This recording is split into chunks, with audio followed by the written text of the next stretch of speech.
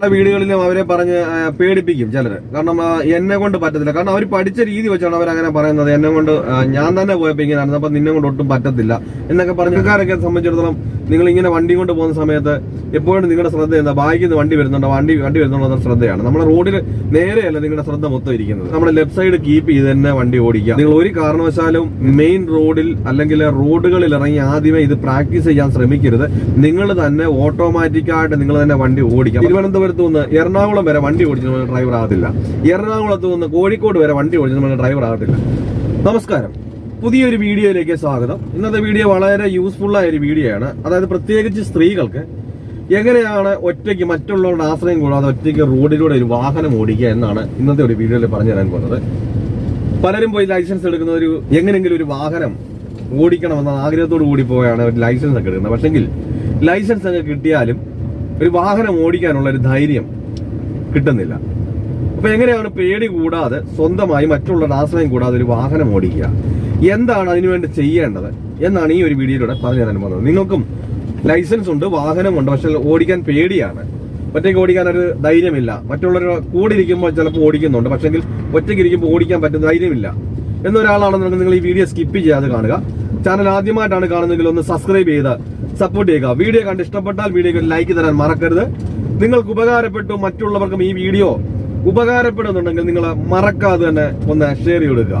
എന്തായാലും നമുക്ക് നേരെ വീഡിയോയിലേക്ക് കിടക്കാം. ഓക്കെ, അതായത് നമ്മളെല്ലാം പോയി ഒരു ലൈസൻസ് എടുക്കുന്നത് ഒരു വാഹനം എങ്ങനെയെങ്കിലും ഒരു വാഹനം ഓടിക്കാൻ ഒരു ആഗ്രഹത്തിന് പുറത്താണ് പോയി ലൈസൻസ് എടുക്കുന്നത്.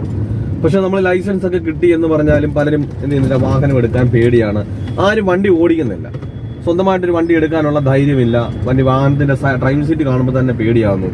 അപ്പൊ എന്തൊക്കെ ചെയ്തിട്ടാണ് നമുക്ക് എല്ലാവർക്കും വണ്ടി ഓടിക്കണം എന്നുള്ള ആഗ്രഹമുണ്ട്. പക്ഷെ എന്ത് ചെയ്താൽ നമുക്കൊരു ഡ്രൈവിംഗ് സീറ്റ് കയറാൻ പറ്റും, ആ കാര്യങ്ങളൊന്നും ചിന്തിക്കാതെയും ചെയ്യാതെയൊക്കെയാണ് ആ ഒരു ഇതോടുകൂടി പോകുന്നത്.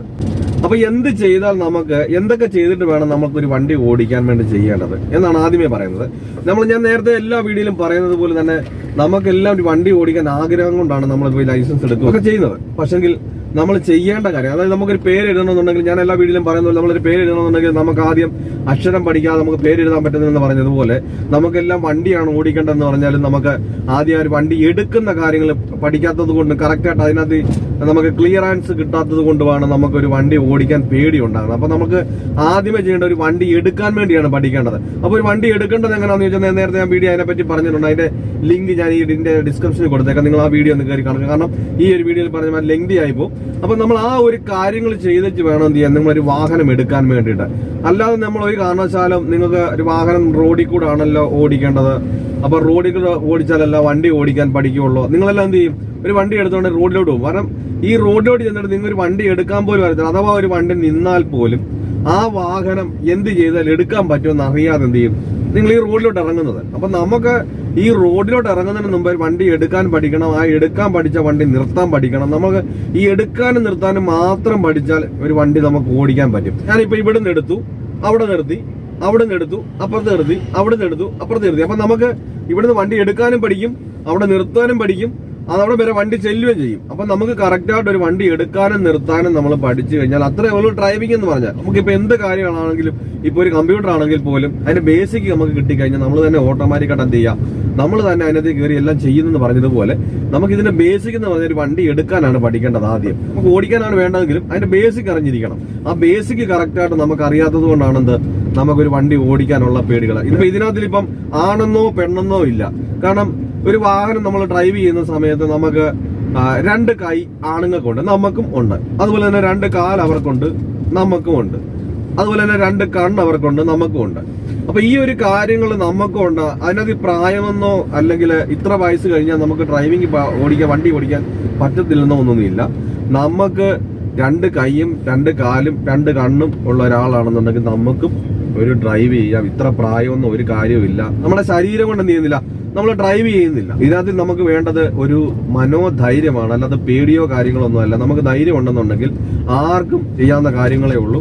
അപ്പൊ നമുക്കൊരു വണ്ടി എടുക്കാനും നിർത്താനും എന്തൊക്കെയാണ് ചെയ്യേണ്ടതെന്ന് നമ്മൾ മനസ്സിലാക്കി പഠിച്ചു കഴിഞ്ഞാൽ അത് സ്ത്രീയെന്നോ പുരുഷനെന്നോ ഇല്ലാതെ തന്നെ, പ്രായപരിധി ഇല്ലാതെ തന്നെ നമുക്ക് എന്ത് ചെയ്യാം, നമുക്കൊരു വാഹനം ഓടിക്കാൻ പറ്റും.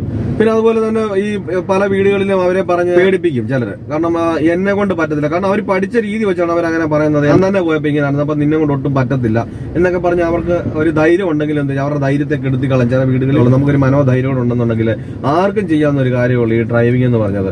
പിന്നെ നമ്മൾ ഈ വണ്ടി ഓടിക്കുന്ന സമയത്ത് ഒരു കാരണവശാലും നമ്മുടെ സൈഡ് കീപ്പ് ചെയ്ത് തന്നെ എന്ത് ചെയ്യുക, നമ്മുടെ സൈഡ് വിടരുത്. കാരണം നമുക്ക് ലൈസൻസ് തന്നിരിക്കുന്ന സ്ഥലം എന്ന് പറഞ്ഞാൽ റോഡിന്റെ ലെഫ്റ്റ് സൈഡാണ്. അപ്പൊ നമ്മുടെ ലെഫ്റ്റ് സൈഡിൽ തന്നെ എന്ത് ചെയ്യുക, നമ്മൾ വാഹനം ഓടിക്കുക. ഇത് കണ്ടില്ലേ, നമ്മൾക്ക് ഇപ്പൊ ഈ ഒരു വണ്ടി വരുന്നെന്ന് പറഞ്ഞാൽ നമ്മൾ ആ വണ്ടിയെ നോക്കാം, നമ്മുടെ സൈഡ് ഏതാ, ഈ ലെഫ്റ്റ് സൈഡാണ്. നമ്മൾ പ്രാക്ടീസ് ചെയ്യുന്ന സമയത്ത് എല്ലാം എപ്പോഴും കൂടുതലായിട്ട് നമ്മുടെ സൈഡിൽ തന്നെ നിന്ന് പ്രാക്ടീസ് ചെയ്യാൻ നമ്മൾ പഠിക്കുക. കാരണം നമുക്ക് ഈ ഒരു ബാലൻസ് എന്നാലേ എന്ത് ചെയ്തുള്ളൂ, നമുക്ക് ഒരു വാഹനം, നിങ്ങളിപ്പം ഈ തുടക്കക്കാരൊക്കെ സംബന്ധിച്ചിടത്തോളം നിങ്ങൾ ഇങ്ങനെ വണ്ടി കൊണ്ട് പോകുന്ന സമയത്ത് എപ്പോഴും നിങ്ങളുടെ ശ്രദ്ധ എന്താ, ബാക്കിൽ നിന്ന് വണ്ടി വരുന്നുണ്ടോ എന്ന ശ്രദ്ധയാണ്. നമ്മുടെ റോഡിൽ നേരെയല്ല നിങ്ങളുടെ ശ്രദ്ധ മൊത്തം ഇരിക്കുന്നത്. അപ്പൊ നമ്മുടെ ശ്രദ്ധ മൊത്തം നമുക്ക് വേണ്ട നമ്മുടെ മുമ്പിലോട്ടാണ്. നമ്മൾ മുന്നോട്ട് വണ്ടി ഓടിക്കുന്ന സമയത്ത് നമ്മുടെ മുമ്പിലേക്കായിരിക്കണം, നമ്മുടെ ലെഫ്റ്റ് സൈഡിലേക്കായിരിക്കണം നമ്മുടെ ശ്രദ്ധ മൊത്തം നിൽക്കേണ്ടത്. അപ്പൊ നമ്മുടെ അവിടെ നിന്ന് ഒരു കാരണവശാലും എന്ത് ചെയ്തിരുന്നത്, നമുക്ക് ഈ ലെഫ്റ്റ് സൈഡ് ആണെങ്കിൽ നമ്മുടെ ലെഫ്റ്റ് സൈഡ് കീപ്പ് ചെയ്ത് തന്നെ വണ്ടി ഓടിക്കുക. നമുക്ക് ഈ ലെഫ്റ്റ് സൈഡിൽ നിന്ന് വണ്ടി മാറുന്നതിനനുസരിച്ച് ഒരു കാരണവശാലും നമ്മൾ ലെഫ്റ്റ് സൈഡിൽ നിന്ന് വണ്ടി മാറാൻ പാടില്ല. ലെഫ്റ്റ് സൈഡിൽ നിന്ന് മാറുന്നതിനനുസരിച്ച് നമ്മൾ ലെഫ്റ്റ് സൈഡിലോട്ട് തന്നെ ആക്കി കൊടുക്കും ഇങ്ങനെ സ്റ്റിയറിംഗ്. അല്ലാതെ ഓപ്പോസിറ്റ് വരുന്ന വണ്ടിയെ നോക്കിക്കഴിഞ്ഞാൽ നമ്മുടെ വണ്ടി എന്ത് ചെയ്താലും നമുക്ക് കറക്റ്റായിട്ട് ഓടിക്കാൻ പറ്റത്തില്ല. പിന്നെ അതുപോലെ തന്നെ നിങ്ങൾ പ്രാക്ടീസ് ചെയ്യുന്ന സമയത്ത് മെയിനായിട്ട് ശ്രദ്ധിക്കേണ്ട കാര്യം എന്ന് പറഞ്ഞാൽ, നിങ്ങൾ ഒരു കാരണവശാലും എന്ത് ചെയ്യരുത്, മെയിൻ റോഡിൽ അല്ലെങ്കിൽ റോഡുകളിൽ ഇറങ്ങി ആദ്യമേ ഇത് പ്രാക്ടീസ് ചെയ്യാൻ ശ്രമിക്കരുത്. ഇത് പ്രാക്ടീസ് ചെയ്യേണ്ടത് എവിടെയാണെന്ന് വെച്ചാൽ നല്ല ഗ്രൗണ്ടുകളിലും പ്ലെയിനായ സ്ഥലങ്ങളിലും മാത്രമേ എന്ത് ചെയ്യാവൂ, നിങ്ങൾ പ്രാക്ടീസ് ചെയ്യാവൂ. കാരണം നമുക്ക് റോഡിലോട്ട് ഇറങ്ങുമ്പോൾ പല കാര്യങ്ങൾ ശ്രദ്ധിക്കാനുണ്ട്. അപ്പൊ നിങ്ങളുടെ ശ്രദ്ധ മൊത്തം എന്ത് ചെയ്യും, അതിലേക്ക് പോകും. ഉദാഹരണം പറഞ്ഞു കഴിഞ്ഞാൽ ഇപ്പോൾ ഒരു വണ്ടി വരുന്നു, നിങ്ങൾ എന്ത് ചെയ്യും, നിങ്ങളുടെ വണ്ടിയിൽ എന്താണ് ചെയ്യേണ്ടത് നിങ്ങൾ ശ്രദ്ധിക്കാതെ നിങ്ങൾ ഓപ്പോസിറ്റ് വരുന്ന വണ്ടി ശ്രദ്ധിക്കും. ഇതാണ് നിങ്ങൾക്ക് കുഴപ്പം വരുന്നത്. അപ്പൊ നമ്മുടെ വണ്ടി ആ സമയത്ത് ചിലപ്പം ഒരു മൂന്നാമത്തെ ഗിയറിൽ ചിലപ്പോൾ നിങ്ങൾ മൂന്നാമത്തെ ഗിയർ വരെ ഇട്ട് ഓർക്കാപ്പുറത്താണെങ്കിലും അല്ലെങ്കിൽ പേടിച്ചാണെങ്കിലും ഈ മൂന്നാമത്തെ ഗിയർ ഇട്ട് അങ്ങോട്ട് പോകുന്ന സമയത്തായിരിക്കും ഒരു വണ്ടി ഇങ്ങോട്ട് ഓപ്പോസിറ്റ് വരുന്നത്. ആ സമയത്ത് നിങ്ങൾ എന്ത് ചെയ്യും, നിങ്ങളുടെ വണ്ടിയുടെ സ്പീഡ് ശ്രദ്ധിക്കാതെ ഓപ്പോസിറ്റ് വരുന്ന വണ്ടിയെ ശ്രദ്ധിച്ചുകൊണ്ട് ചെയ്യും. ചിലപ്പോൾ ചിലർ ഈ ബ്രേക്കിലോട്ട് അങ്ങ് കാല് വയ്ക്കും. ചിലരെന്ത് ചെയ്യും, ആ വാഹനത്തിലോട്ട് തന്നെ നോക്കിയിരുന്ന് പോകും.